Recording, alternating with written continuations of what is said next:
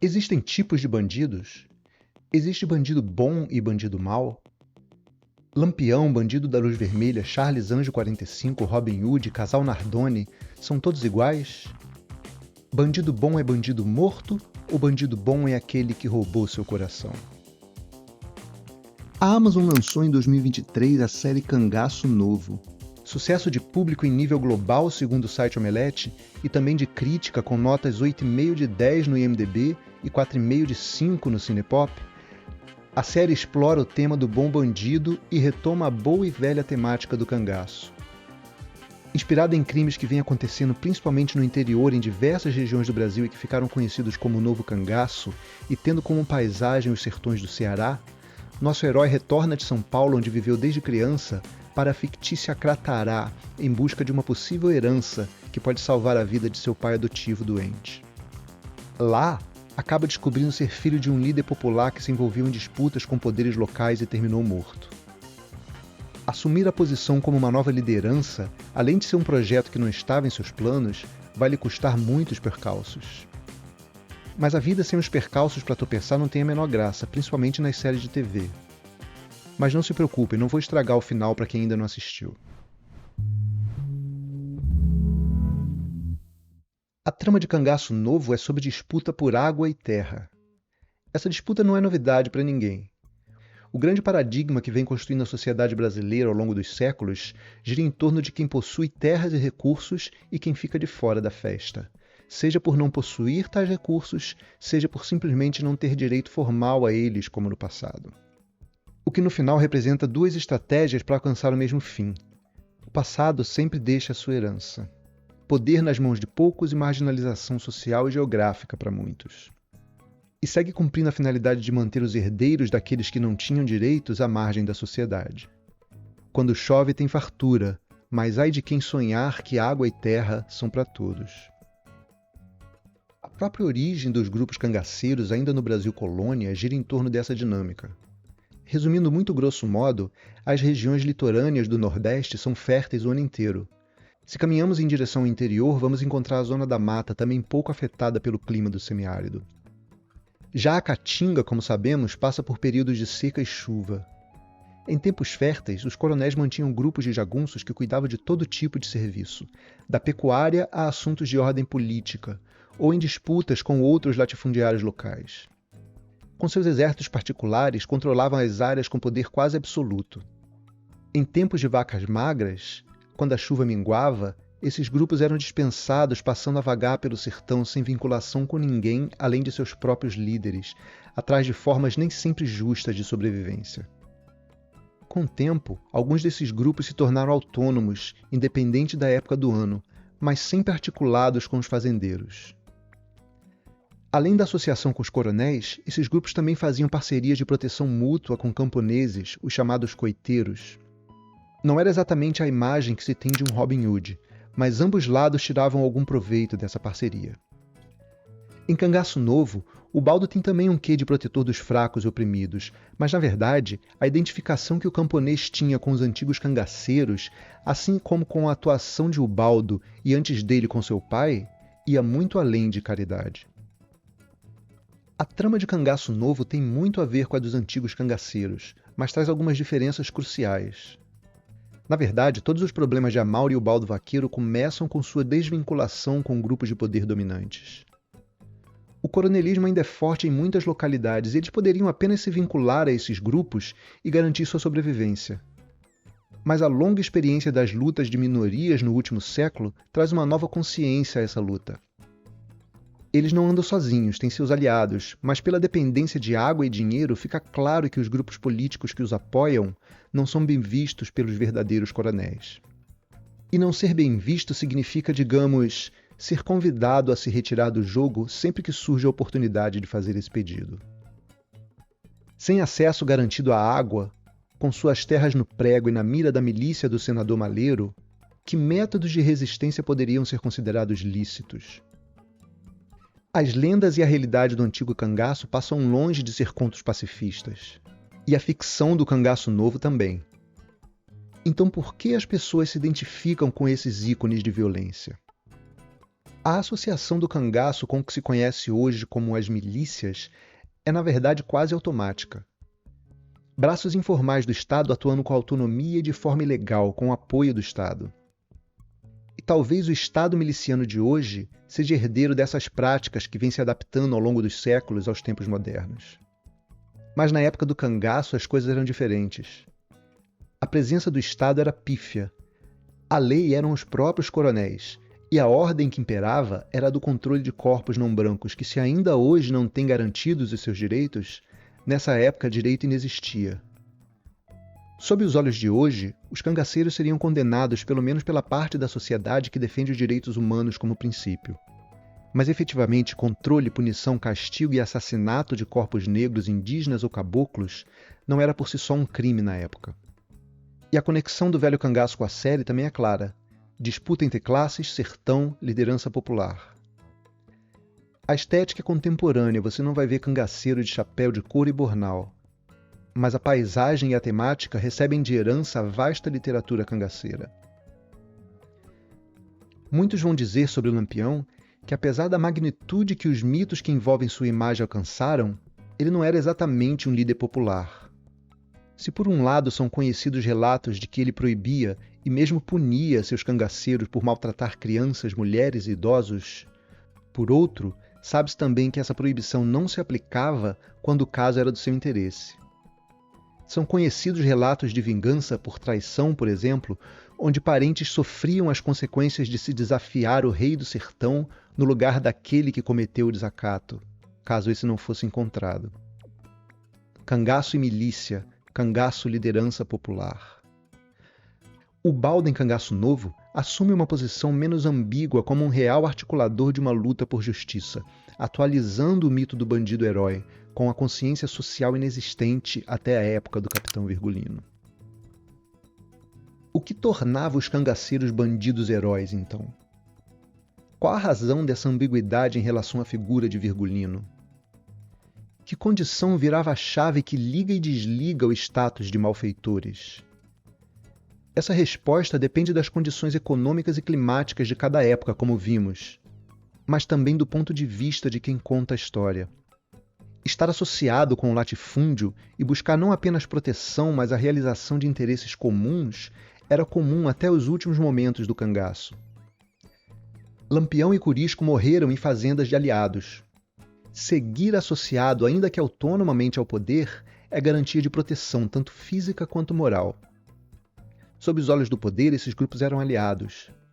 Por que então usar o poder que tinham para eliminá-los? Enquanto eram úteis, foram poupados, mas quando foi do interesse do Estado, já na era Getúlio Vargas, foram abatidos como gado, assim como Amaro, pai de Ubaldo. E justamente aí entra o outro lado da questão. Esses grupos não são parte da elite. Não são cowboys de faroeste e não têm os olhos verdes de Clint Eastwood. Não passavam de intermediários da manutenção do poder. E são descartáveis sempre que o poder não precisar mais deles. O camponês pobre, por sua vez, se via naqueles homens negros e caboclos que realizavam façanhas fabulosas e se equiparavam à imagem dos coronéis.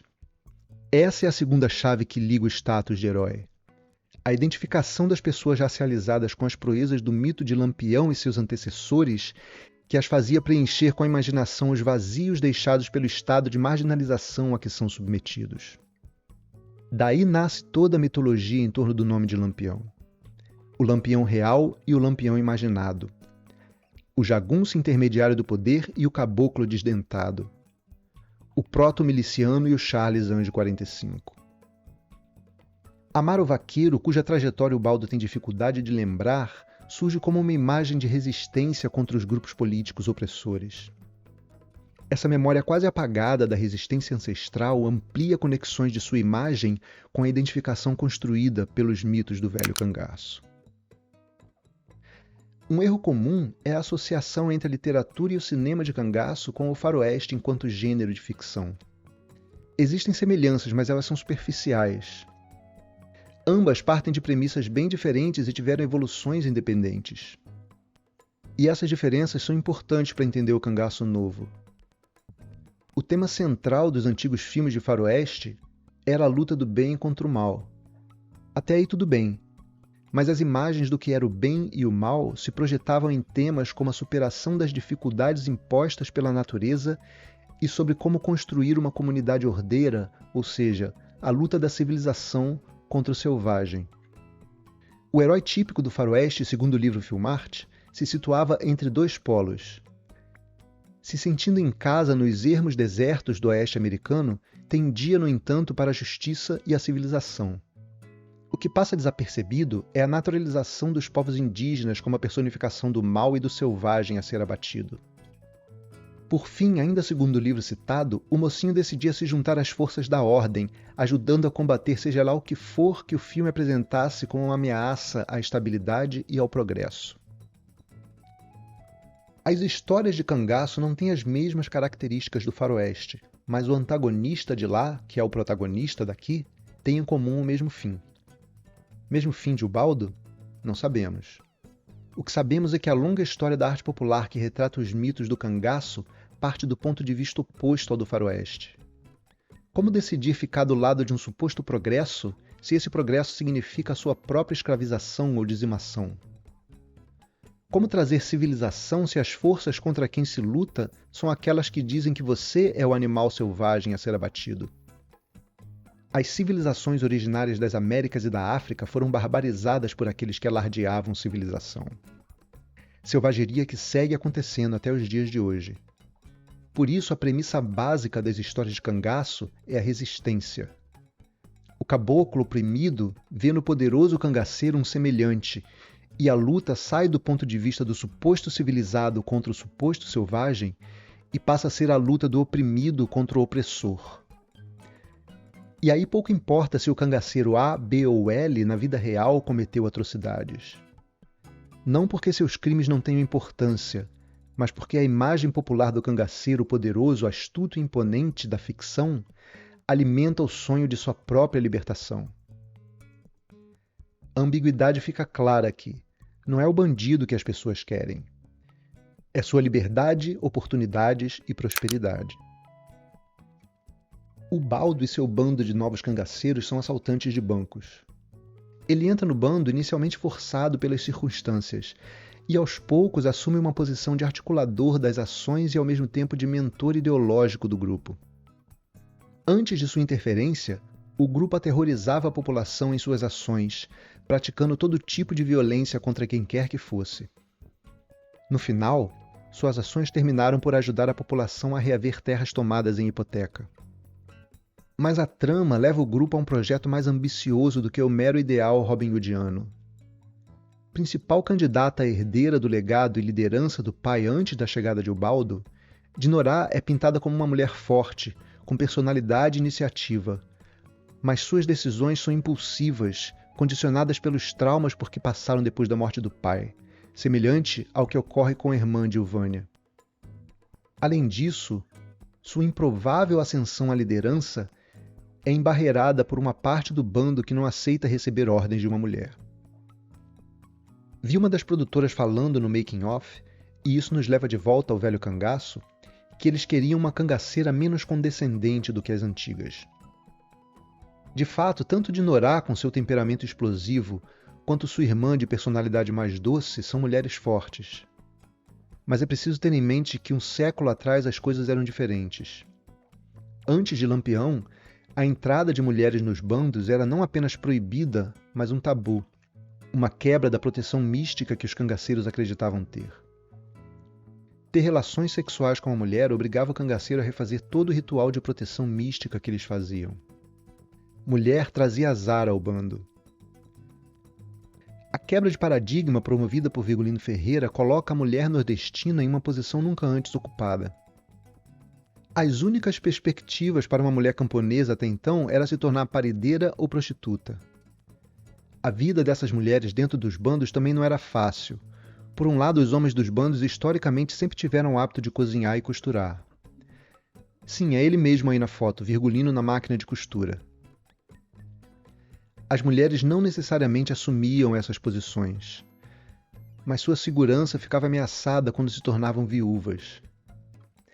Passavam a condição de arquivo vivo de informações sobre a atuação dos grupos, e se não encontrassem um novo companheiro, estavam em risco de morte.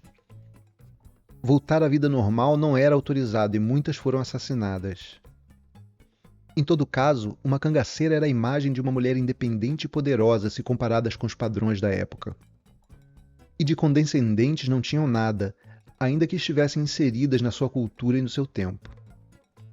Não dá para comparar com a atualidade sem fazer os devidos ajustes, mas uma mulher empunhando uma arma naquela época era revolucionário. Além disso, quebrando paradigmas que estabeleciam os comportamentos aceitáveis para uma mulher então. E não, os bandoleiros não foram exterminados por causa de Maria Bonita, Dadá ou por forças místicas. Eles foram abatidos porque Getúlio Vargas enviou reforços federais para isso. Ambas, Dinorá e Dilvânia, passam por problemas causados pelos traumas que sofreram com e depois da morte do pai. Não vou falar sobre isso para vocês ficarem com vontade de ver a série. A mudez da mais nova e a impulsividade agressiva da mais velha são seus pontos fracos, mas são também uma força que as coloca em ação. Fico me perguntando que posições vão ocupar as duas nas temporadas seguintes. Os filmes de Velho Oeste são como um mito fundador. Aquelas histórias que procuram explicar como começa uma determinada civilização. E como fruto do processo colonial, traz implícita a ideia de genocídio como um feito heróico. Os mitos e a realidade envolvendo o cangaço estão longe de ser pacifistas, mas protagonizam o outro lado da história. Não era um movimento popular como conhecemos hoje, mas subverteu o poder estabelecido e questionou o paradigma genocida que funda as sociedades coloniais. E mesmo alguns paradigmas de gênero. Mas enquanto gênero literário único, brota da terra como um mandacaru, ou seja, é fruto de uma longa evolução em seu próprio habitat. Gênero se aplica às histórias, não à história. Ficção e fato são diferentes, mas andam lado a lado. E é preciso separar bem as coisas. Claro que não vai demorar para aparecer o mimimi de sempre sobre defesa de bandidos. Bandido bom é o que faz o que o poder quer. Na verdade, esses nem são bandidos, segundo quem tem o poder de produzir informação. O grande feito de Cangaço Novo não é apenas transformar crimes em luta social, mas transformar silêncio em voz. Mudos diante da violência de seus traumas, a população da fictícia cidade de Cratará reinventa os mitos de resistência ancestral do oprimido contra o opressor.